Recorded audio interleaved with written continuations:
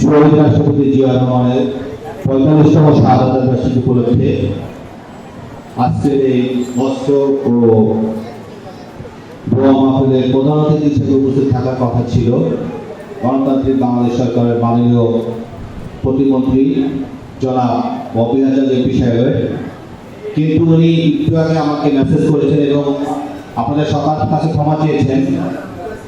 আমাদের বাংলাদেশ প্রধানমন্ত্রী জনাব তারেক রহমানের সাথে ওনার গুরুত্বপূর্ণ মিটিং এখনো চলছে। উনি আসতে না পারার কারণে উনি অত্যন্ত ব্যথিত। তো আমি ওনার পক্ষ থেকে সবার কাছে ক্ষমা চেয়েছি। আপনারা সবাই ওনার আপনারা সবাই ওনাকে ক্ষমা করবেন। প্রিয় উপস্থিতি, সকলকে বাংলা জাতীয় দেশের দলের পক্ষ থেকে দক্ষিণ শুভেচ্ছা বিপ্লবী এবং আসসালামু আলাইকুম। আজকে আমাদের এই দোয়া মাহফিলে উপস্থিত রয়েছেন মোহাম্মদপুর থানা বিএনপির অন্যতম যুগ্ম আহ্বায়ক, মোহাম্মদপুর থানা বিএনপির সাবেক সাংগঠনিক সম্পাদক আমার বন্ধু জনাব মিজানুর রহমান ইসাক। উপস্থিত রয়েছেন ভোলার কৃতি সন্তান বিএনপির অন্যতম যুগ্ম আহ্বায়ক মীর কামাল। উপস্থিত রয়েছেন 50 ওয়ার্ড বিএনপির সাবেক সভাপতি আমার শ্রদ্ধেয় বড় ভাই মরহুম আতিকুল ইসলাম মতিন ভাইয়ের অন্যতম সহচর মোহাম্মদপুর থানা বিএনপির যুগ্ম আহ্বায়ক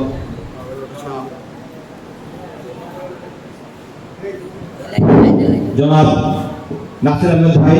উপস্থিত আছেন আমার আরেক অত্যন্ত শ্রদ্ধেয় বড় ভাই জনাব ওয়ালিদুজ্জামান ইরান ভাই। উপস্থিত আছেন আমার বাল্য বন্ধু, আমার স্কুল বন্ধু স্বেচ্ছাসেবক দল মোহাম্মদপুর থানার সাবেক সাধারণ সম্পাদক জনাব আনোয়ার হোসেন মাসুদ, 34 ওয়ার্ড বিএনপির সাবেক সভাপতি জনাব দেলোয়ার হোসেন মামুন, এবং আরেকজন আমার খুব কাছে আমার স্টুডেন্ট সদস্য মোহাম্মদপুর থানা বিএনপির জনাব আনোয়ার হোসেন লাভু। উপস্থিত আছেন শেরগঞ্জ থানা স্বেচ্ছাসেবক দলের সদস্য আহ্বায়ক জিএম বাদল। সঞ্চালনার দায়িত্বে আছেন আমার সহযোদ্ধা বন্ধু আমার থানার সদস্য সচিব জনাব আমনুর রহমান লিটন। আরেকজন নাম আমি আসলে অনিচ্ছিত ভুল করেছি। আরও উপস্থিত আছেন আমাদের ওলামা দল ঢাকা মহানগরের সদস্য সচিব জনাব সাইফুল ইসলাম। উপস্থিত আছেন ছাত্রনেতা আদালত ছাত্রদলের সাবেক সভাপতি জনাব একে মোজাম্মেল সহ ছাত্রদল, যুবদল, স্বেচ্ছাসেবক দল সকল স্তরের ভাই বোনকে আমি ধন্যবাদ জানাচ্ছি আজকের এই অনুষ্ঠানে উপস্থিত থাকার জন্য। প্রিয় উপস্থিতি, আসলে বক্তৃতা দেওয়ার কিছু নেই। আজকে আমরা এখানে যার জন্য, যাকে স্মরণ করার জন্য এসেছি, উনি ছিলেন একজন ক্ষণজন্মা নক্ষত্র। নক্ষত্রের আলো জীবন প্রদীপ কিছু সংখ্যক সেনাবাহিনীর কিছু সংখ্যক বিপদগামী সদস্যের গুলির আঘাতে প্রাণ প্রদীপ নিভে গেছে, কিন্তু এই নক্ষত্রের আলো ওনারা দমন করতে পারেনি, ওনারা সেটা নিভাতে পারেনি। যা চরমতন্ত্র প্রমাণ। বাংলাদেশ জাতীয়বাদী দলের প্রত্যেকটি নেতাকর্মী, বাংলাদেশ জাতীয়বাদী দলের প্রত্যেকটি নেতাকর্মী হৃদয় ধারণ করে রেখেছে সেই শহীদের আদর্শ। তালি হবে না। বাংলাদেশ যখনই ক্রান্তি লগ্নে পড়েছে তখন শহীদ জিয়া ঝাঁপিয়ে পড়েছে। 1971 সালে স্বাধীন মার্চে যখন কতিপয় দলের নেতা ভাষণ দিয়ে জনগণকে ইনফ্লুয়েন্স দিয়ে 25 মার্চ রাতে স্বেচ্ছাসেবক গণভোট চলে গিয়েছিল। বাংলাদেশে একটি মাঝবিহীন নৌকা দরিয়ার মাঝে ছেড়ে চলে গিয়েছিল। তখন এই বাংলাদেশের হাল ধরেছিল শহীদ রাষ্ট্রপতি মেজর জিয়া রহমান। তখন সাহসিকতার সাথে নিয়ে গিয়েছে কালুরঘাট বেতারে 26 মার্চ ভাষণ দিয়েছে, বলেছিলেন আমি মেজর জিয়া বাংলাদেশের স্বাধীনতা ঘোষণা করছি। এই স্বাধীনতা ঘোষণা করার সাহস অনেকের ছিল না। অনেকে তাদের পরিবার পরিজনের কথা চিন্তা করেছিলেন, কিন্তু শহীদ জিয়া তার পরিবার পরিজনের কথা একবার চিন্তা করেননি। তার ছোট ছোট যে সন্তান, তার স্ত্রী, তাদের কথা সে চিন্তা করেনি। শুধু সে স্বাধীনতার ঘোষণাই দেননি, তিনি গ্রেট ফোর্স নামের একটি ফোর্সের অধিনায়ক ছিলেন। তিনি কৃতিত্বের সহিত প্রতিটি যুদ্ধ তিনি জয় লাভ করেছিলেন। যদি বাংলাদেশ স্বাধীন না হতো তাহলে হয়তো শহীদ রাষ্ট্রপতি জিয়াউর রহমান দেশদ্রোহিতার মামলায় কারাদণ্ড এমন কোন মাসের ফাঁসি হতো। ৭৫ যখন দেশ আবার ক্লান্তি লগ্নে পড়ে, তখন সেনাবাহিনীর সেই মেজর সেনাপ্রধান এগিয়ে এসে আমাদেরকে সেই ক্লান্তি লগ্ন থেকে বাঁচিয়েছে। কতিপয় একটি দল নিজেদেরকে স্বাধীনতার পক্ষে দল হিসাবে সারাটা জীবন দেখেছি ফলার করতো, কিন্তু আসলে কি তাদের দলে কোনো স্বাধীনতার মুক্তিযোদ্ধা ছিল কিনা বা বীর বিক্রম, বীর উত্তম, বীর প্রতীক ছিল কিনা আমার জানা নেই, আমি জানিও না। শহীদ জিয়ার দলে বীর বিক্রম, বীর প্রতীক, বীর উত্তম ছিল।